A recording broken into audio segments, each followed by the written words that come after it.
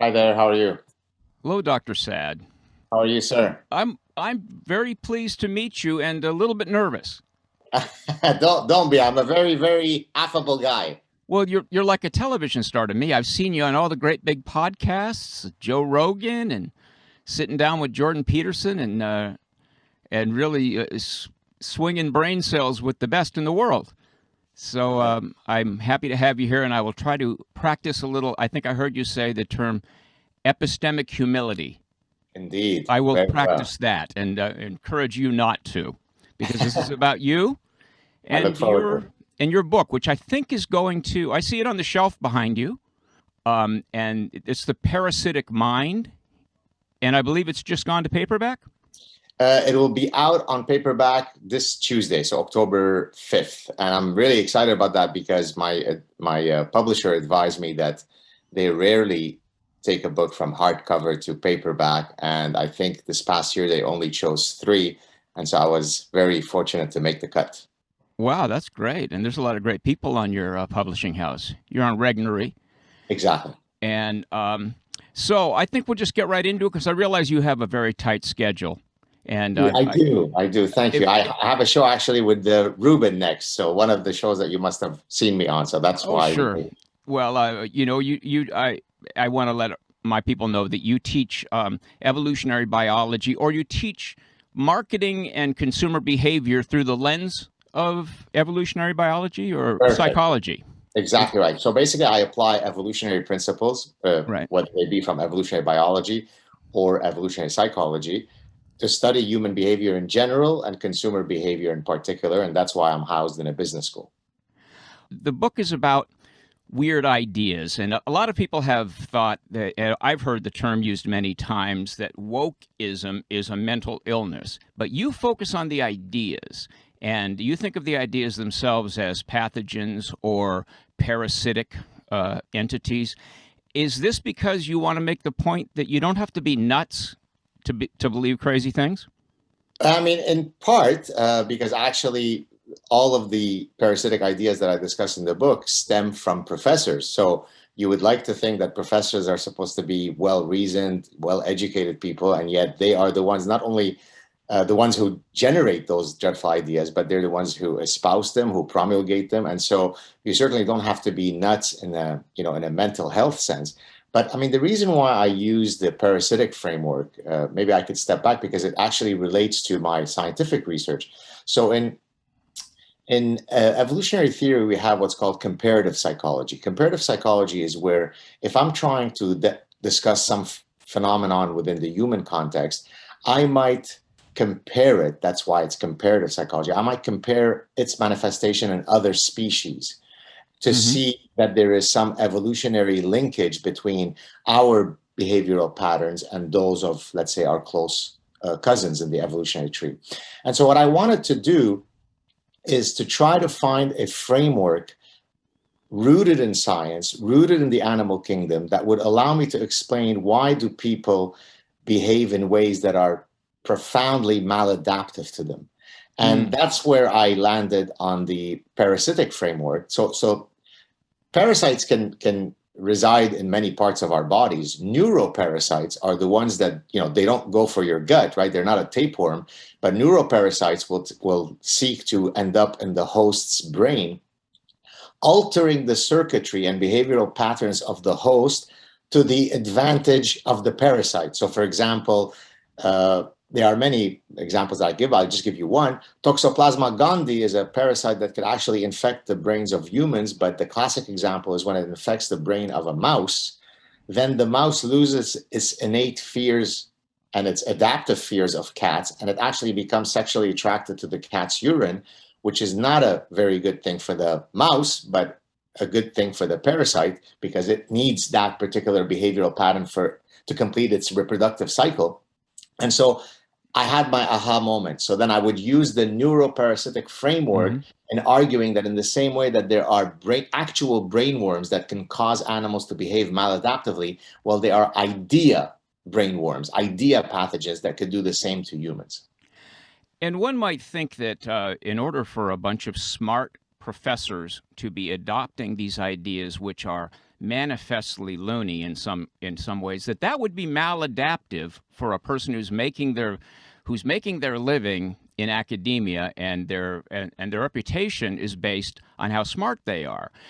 Yet, it does seem to have taken hold very deeply in academia first. And that's very worrisome because without, as I've heard you say, if there's not the free and open pursuit of truth inside the academy, the ripple out effect from that is horrifying because suddenly science doesn't work, suddenly everything doesn't work. Is that going to happen to us? I know you are fighting your hardest against that, but do you Yeah. am I seeing that correctly? No, you are. Look, I used to often get. I mean, I've been crying, like the proverbial lone wolf in the wilderness, while very few people would listen. I've been doing that for almost 3 decades. I've been a professor for 27 years now.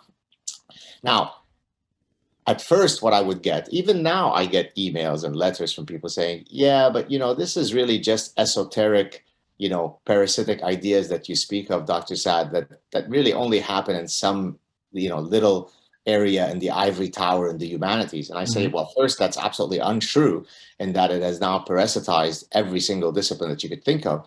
But just like actual biological pathogens start off at a level 4 safe lab, but then they escape, right? Well, Right. these bad ideas might start off in some esoteric department in the humanities, but eventually they escape from the ivory tower and then they infest our politics, our journalism, our Hollywood, our HR departments and companies, and now they're everywhere. They've proliferated everywhere. So this idea that, don't worry, just because some silly, professors who are decoupled from reality are espousing some nonsense, don't worry, that's not going to affect us. Well, we now see that that's absolutely false. And I think you're the guy to ask about this. Isn't it true that really we're seeing it invading corporate America? And I probably the same is true in Canada, that very big corporations are adopting these ideas and they're becoming woke. They have whole woke advertising campaigns, for example. That would seem to me a counter evolutionary strategy. You would seem that you would want to include the most people in everything. But again, these pathogens, these parasitic ideas seem to cause even. There's a saying going around: "Go woke, go broke," Right. and it does seem to want to kill the host. Right. Well, because see, it's because it depends what the particular metric that you're looking at in terms of what are you trying to optimize, right? So, for Right. example, if we look at the universities as they're meant to be, then they're meant to uh, optimize intellectual enrichment, right? So I go out and I do, peer-reviewed research. I add to the pantheon of knowledge. Then I publish that knowledge. Therefore, other professors can add that knowledge to their core knowledge. I also teach that knowledge, whether it be to my class or in my public engagement. But now universities are no longer using that as the metric that you're trying to optimize. The most important metric is to be, to use the colloquium that you're using, to be woke, right? So it becomes a center where we adjudicate historical grievances. It's a center where we allow our pathological narcissism to flourish, right? So this is why we have the term grievance studies, right? So we Right. have fat studies and ethnic studies and queer studies, right? But that's not, I mean, you want to have your ego stroked, go see a therapist. Or if you want to get better self-esteem, few people have the victimhood narrative that I have, having grown up in Lebanon Mm-hmm. and escaped execution as a Lebanese Jew. Yet I don't wallow in my victimhood, right? My wife's family are Lebanese Armenian. They had to escape ancestrally, 100 years ago, the genocide in Turkey. So both of our histories is laden with very recent tragedy. I experienced it. I had to put on running shoes and run really fast before the bad guys were about to decapitate me as a child. I spent 25 years having nightmares after, but I don't wallow in it. It's part of my history. I recognize it. I discuss it where appropriate. But what defines me is that I can hopefully overcome my victim status. Whereas now what we have in universities, look, if I receive 100 emails from some university setting, 50% of them are going to be about some woke issue. And so just this past week, I mean, I went to a departmental meeting. This is not to denigrate my university. It's happening at every university. Every single thing is about some grievance issue. We will be holding this, we will be doing this, we will be celebrating this historical injustice, we will be apologizing for this. What about just discussing ideas? What about sitting down a bunch of professors and saying, okay, let's roll up our sleeves and talk about some beautiful things that have yet to be discovered? No, it's woke, woke, woke all day long, all night long. It's grotesque. Well, I noticed something about the left years ago, and I come from the world of folk music, which Right. which is the other early adopter of wokeism other than academia. It's been in folk music for a long time. All right. And Oh, like Joan Baez and so on. right, right. And I noticed early on that there are no heroes on the left other than activists.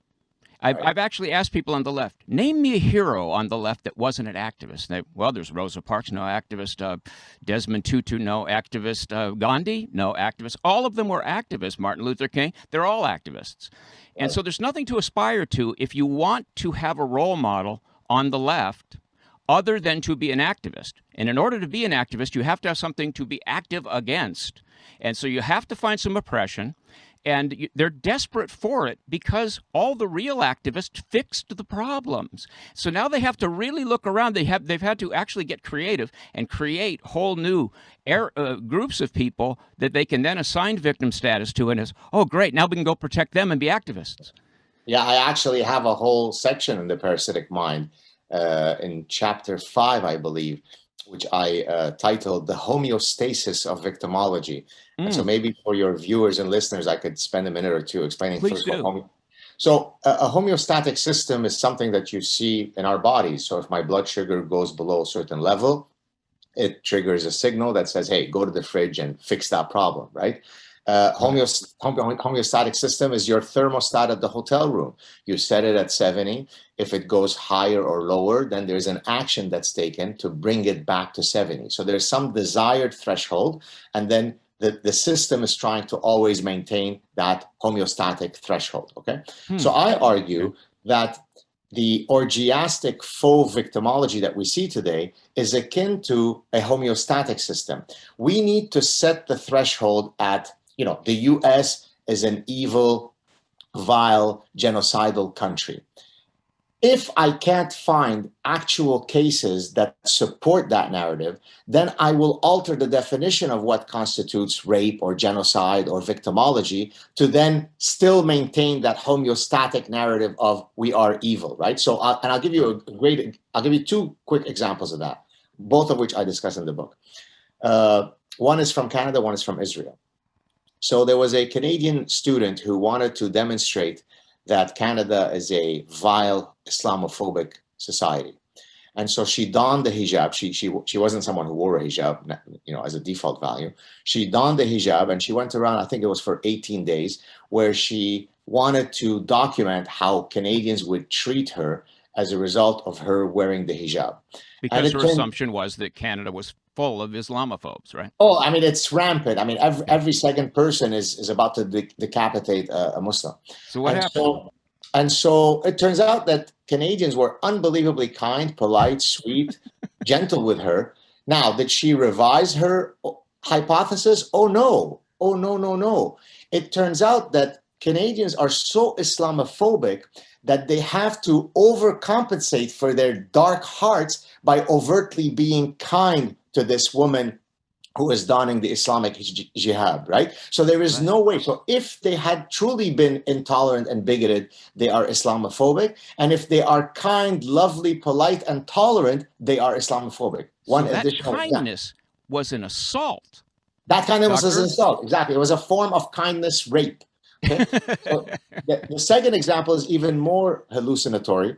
So a doctoral student in Israel wanted to demonstrate that the IDF, the Israeli Defense Force, is made up of toxic masculine rapists who go into Palestinian camps and just at will engage in gang rapes of Palestinian women.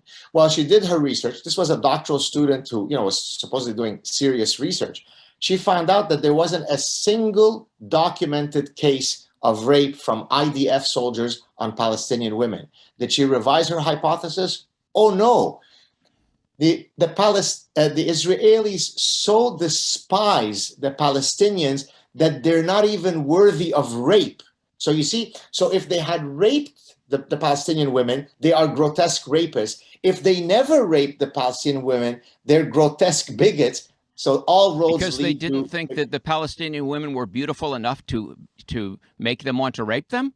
or not human enough, or not worthy enough to be raped. I mean, it's a level of, grotesque form of self-gaslighting that is difficult to comprehend, but it only can be explained through the mechanism, as I said, of homeostasis of victimology. I have to adhere to that narrative, and therefore I will find rape and hatred and bigotry where none exists. That's such a problem when you attach to, and I think I heard Jonathan Haidt say recently that ideas aren't the problem, orthodoxies are the problem. When you become attached to an idea, then that idea becomes your doctrine, it becomes your dogma. You're in trouble because now you have to, and this is my early reckoning of political correctness, I would say to my friends, I would say, look, if you already know what you're allowed to think, why would you investigate? There's nothing in it for you. And that's why I find that so many of my left-wing friends, I'm really trying lately to have conversations, and I'm finding so many of them don't know even the first thing about the thing that they are so determined and so advocative of. They haven't looked into it at all because they've been handed their opinion, and there is a threat that if you don't take on this opinion, you will be socially ostracized. And they know it's true because they did it to me. Because Yeah, I was exactly. socially ostracized when it came out that I was the only known folk singer in America that was leaning to the right. And so they Oh, had to fix that issue and get rid of me. And well, now I'm so having the same problem with some of the narratives on the right. Now there's, and so it's whenever you get really doctrinaire about something that you're in trouble. Is that right? I mean, absolutely. That's why I tell people, to the extent that, I mean, we are coalitional creatures. It is part of our innate, mind's architecture to view the world as us versus them, as blue team versus red team. Right. But the way that you decide how to construct the two teams is really what matters. So it might be difficult to temper our desire to belong to some club, and that's why I tell people, if you truly need to, instantiate your coalitional psychology, then belong to the tribe of truth. Right. So another, and how do I instantiate that? Because you might say, well, what is true? I mean, how do you know? Why is it what you're saying that's true? Well, this is precisely why it's very hard for people to pin my politics, not because I'm trying to be coy, not because I want to keep you guessing. It's because depending on the issue, I might fall completely at different places on the traditional political continuum. So if you ask me, what is your opinion of the death penalty? Then I'm going to give you an answer that might make you think, oh my God, he's a conservative, right? I Right. think that if we find the DNA of a guy on 5 dead bodies of children, then the argument that he may be innocent, we can throw it out the window. And so Right. even if I say, we will only execute people who have their DNA on 5 dead children. Okay, how about that as a start? Yeah. So I don't have any moral restraint in terms of the death penalty. I think there are things that you could do that makes you lose your right to life. That would make me a conservative. On the other hand, when it comes to uh, gay rights, transgender rights, what happens in the bedroom, I'm probably the most socially liberal guy, alive. And so then you would think, this guy is a, bleeding heart liberal. If it comes to immigration, then you would think I'm very conservative. I don't think countries should have open borders. I don't think people come to countries with the same religious and Right. cultural values. And if those values don't adhere with ours, then stay back where you came from. That doesn't make me conservative. It makes me a guy with a brain. So Right. depending on the issue, I will fall in different places. And that's why I tell people, don't be politically tribal. Judge each issue on its Right. merit. Right. And it wouldn't, and people don't understand. I mean, I know you're Canadian and Lebanese, but you know, I'm sure you're aware of our founders. Our founding was based entirely in disagreements. People just hashed it over, and famously Jefferson and Adams, who were sort of the prototypical liberal and prototypical conservative, they were longtime friends and enemies, and they went back and forth with nasty letters. But they represented their side. But it was understood in those days that you need to have that your ideas need to get through the filter of some pretty strong opposition before you know they're great ideas. And I'm telling you, when I find myself in conversation with somebody and my own opinion starts disintegrating, I'm pretty quick to divorce myself from my own weak thinking and take on somebody else's stronger thinking. That just makes more sense. I've been trying to, but you also were touching on the binary thinking that you talk about in your book, and I've been telling my guys for a while, don't be a toggle switch. Don't think that just because somebody disagrees with part of what you agree with, that you snap to the other side and now they're your enemy. Be a rheostat, be a dimmer switch, be some, have some sort of potentiometer in you that turns things up and down, and pay attention, listen. Yeah, well, I completely agree with you. The term that you're referring to that I coined is, I call it epistemological dichotomania.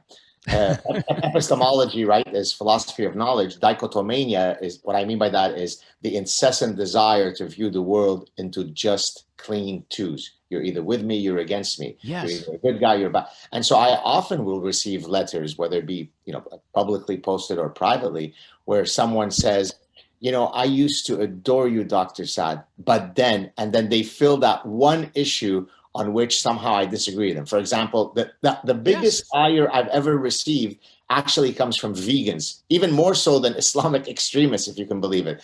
They were very upset with me because they thought that I was a grotesque hypocrite because I seem to love animals so much by many of the posts that I put up. And yet I will once in a while show a photo of me eating a burger. And then how could you then reconcile this, you disgusting hypocrite? So you used to love me and you thought that I was a hero, but then I posted a burger. Now I am indistinguishable from Himmler. I get tons of that stuff. Well, and it's something strange. I mean, I've been watching a lot of people that I know really well and I admire and love on certain levels, and they are down some really serious conspiratorial rabbit holes right now, where they seem to have completely divorced themselves from logical thinking and rational thinking. And I'm trying hard to find the friendship within that and stick with that.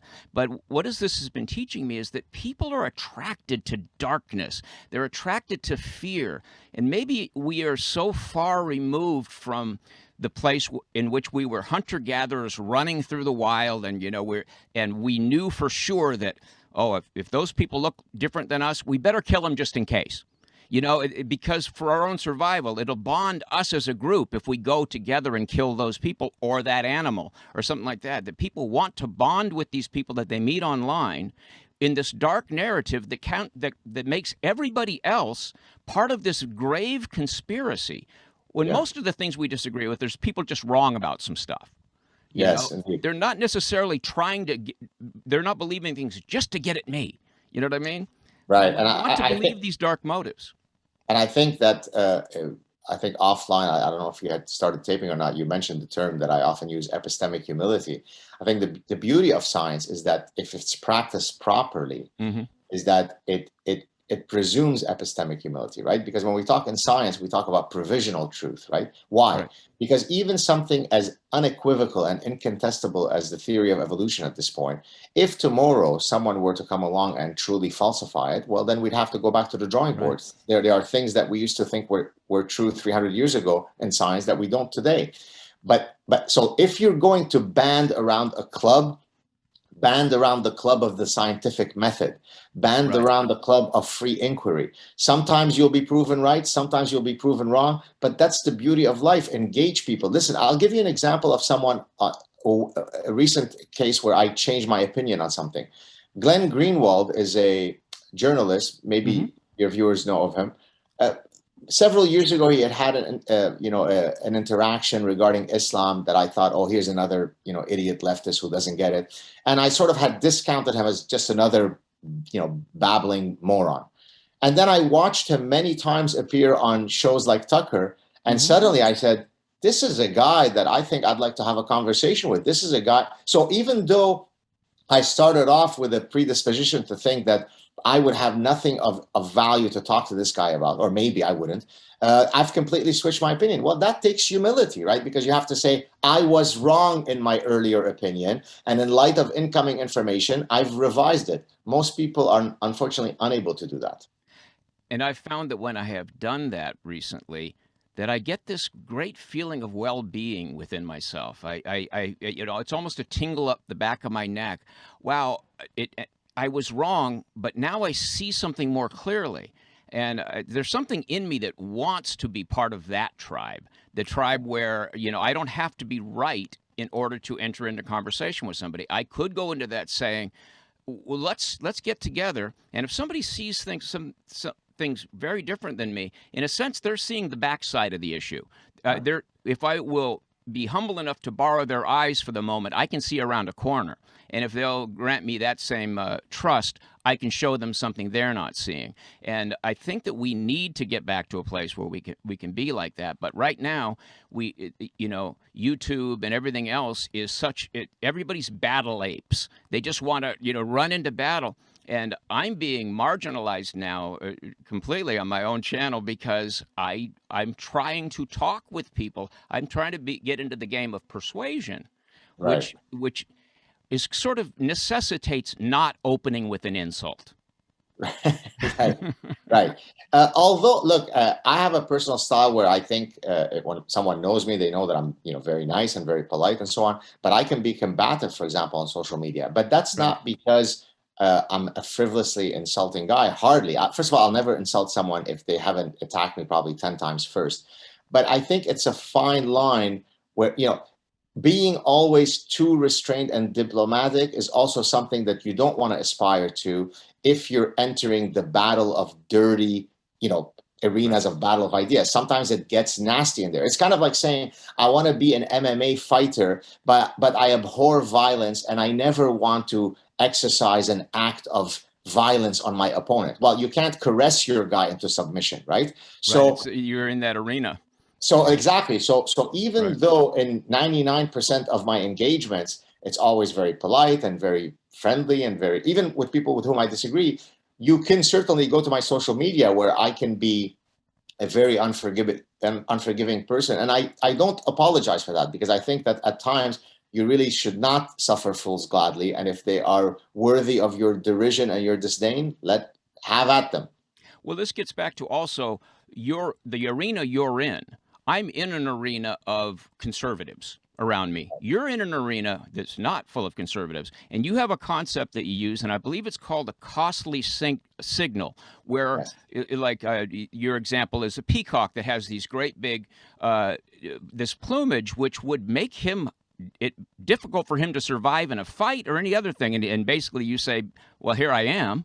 Look, I'm here. Don't you want to mate with me? I'm a dude that can have this costly signal and still flourish. Well, you getting a little nasty on Twitter is a costly signal to those around whom you are showing your alpha energy and your courage by not folding up. Am I hitting that right? Yes. And I tell you though, academia is inhabited by invertebrate, castrated folks. Invertebrate in that they don't have a spine, castrated in that they don't have any fortitude to fight. In this case, testicular fortitude, or it could be intestinal fortitude. And therefore, if I utter the word to someone, what an imbecilic thing to say. This is not in my role as a professor, right? I mean, when I put on my hat of a professor, I'm incredibly professorial, right? But if I am engaging some anonymous person on Twitter and I'm having fun with them, and I say, wow, what a moronic thing to say. Well, it turns out that I was told by some people in academia that know me, administration, well, those words are very, they're very off-putting to us. I said, so everything that I do gets negated by the fact that you get triggered by the word imbecilic? And their answer was, I'm afraid, yes. So imagine how weak you are, so that you don't look at the totality of what I do every day of my life, but the fact that I didn't play nice, I didn't sing kumbaya with you. That's the metric that we should optimize. We should all hold hands and say, I'm okay, you're okay. And anything short of that is a violation. And that's why academia is in its state. We don't have Navy SEALs as academics. We have castrated little fetal punks. But you are throwing down some mojo, because a lot of those people who have been castrated, largely of their own doing, by chasing up through the, trying to be the guy hiding in the back, trying to mirror girls in order to get laid, whatever it is. I did a little of that when I was young, and I had a friend who was completely the opposite. He was just 100% male, and I'd be trying to get cozy up to these hippie chicks by kind of mirroring back their energy at them, and they would look past me right at him like a man, and I think this explains Donald Trump in a lot of ways. He came right out being an absolute Twitter troll, basically saying, oh, that offended you? Awesome. And he never apologized for anything. And I think just a lot of us downtrodden blue-collar workers in this country, we recognized that as, oh, somebody showed up with balls. Let's just go along behind him and see where that takes us for a while. Exactly. And I'll tell you something, precisely because your show's called Blue Collar Logic. So let me give you a shout out to all the blue collar viewers out there. I often tell on many shows that I get more kicks out of receiving an email from a corrections officer, from a Green Beret, from a trucker who says, hey, I do long haul trucking and I listen to your conversations. I get more thrills from that than I do from some highfalutin guy in academia. Not because, look, I'm an academic through and through. I love real academia, but I despise the weakness that comes with a lot of academics, right? So I'm a real guy to a fault. I'm authentic to a fault, just like Trump was. I'm not arguing that I'm like Trump. I'd like to think I might be a bit more polished, but there is real value in authenticity. Even if you are an ogre, I'd rather have an authentic ogre than a slick willy, faux pretender, right? So, and I'll just mention this very quickly. There's an expression in Arabic that I often use, where if you take the cork of a wine bottle, and the expression is getting drunk by smelling the cork, the wine cork, right? Which means what, basically? It means that I am such a lightweight that I don't actually need to drink the wine bottle to get drunk. I just whiff it and I get drunk. That's exactly what happens with Barack Obama, right? He is tall. He has a radiant smile. He has a mellifluous voice. Therefore, he must be saying something profound. Look, I'm getting drunk by hearing his voice. On the other hand, Trump is an ogre. He's disgusting. He's vile. He's from Queens. I might agree with every single one of his positions, but he disgusts me. So they are getting drunk by smelling the cork, the wine bottle cork. And I despise that, especially when it's coming from academics, because you're supposed to be the smart ones. In a sense, what they're really addicted to is their own reactions to the world. Right. I'm going to react as if I'm drunk now because I saw a cork. I'm going to react as if I've been harmed because I saw a harm or imagined one. And I'm going to react as if I'm going to sleep with Barack Obama because I'd like to, And so it's, I'm aware that we're getting a little late here for your schedule. Have you got a few more minutes? I have a production test at 1:40, so it's 1:33. Okay, let me just 2 more minutes. Maybe one more question. Let me just throw a thing at you, and hopefully maybe you can come back on and we can dig into this a little bit. I have noticed that there is the liberal mind and the conservative mind, and evolution. And I myself understand evolution. I started with Desmond Morris and Carl Sagan's Dragons of Eden, and went through Stephen Jay Gould and Dawkins, and I've got this damn thing I've got to get into right now. Oh my God, what a boat anchor! But I see. It wasn't until I understood evolution that the world started looking like a map that could be read. I started feeling that like there's patterns here that I can look at, and as opposed to growing up Catholic where it was just a whole bunch of stories I had to buy into. But I'm in a world now where I see the people who act as if evolution is real, who are conservatives. They act like men and women are different. There are reasons for that. There are reasons that there are dominance hierarchies. They act as if they believe in evolution, and they don't believe in evolution. And then there are the people who believe in evolution, who are the academics, and they act as if it's not real. They'll swear that they believe it, but they think that they can remake human beings through legislation. For Christ's sake. So this is something I would love to dig into you with at a later date, and I just think you're the guy I'd like to hear talk about this. Oh, thank you. I'll answer it very, very quickly before we turn off. People on the right are much more likely to be religious. Religious and therefore detractors of evolution, whereas people on the left are much more likely to be detractors of evolutionary psychology. You follow? So that's the distinction. The people on the left are perfectly happy with using evolution to explain the behavior of every species on Earth, even explaining every morphological features of humans. They're happy if we explain opposable thumbs using evolution. But don't you dare, Dr. Saad, explain anything above the neck. Don't you dare say that the human mind has been shaped by evolutionary forces. That's just you being a Nazi, Dr. Saad. So that's the difference between the right and the left. Yes. Oh, wow. I sum up the two sides in this way, in two 5-letter phrases. One is, building the world we dream. That would be liberals. And it works with human nature. That would be the right. And, you know, it's just, to me, it's that simple. If it doesn't work with human nature, I'm sorry, I can't buy into it. But if it does work with human nature, and it might be a great leap forward and do a lot of good in the world, I'll hear you out. So anyway, Doctor, I want to thank you again and remind folks that it is The Parasitic Mind, and that it's in paperback now, or will be in the next couple of days. And I want to thank you very much for spending this time with me. And thank you. It was a pleasure speaking with you. Cheers. Have a great day. Thanks for watching. If you like this video, subscribe to our channel and then click the little bell to get notifications.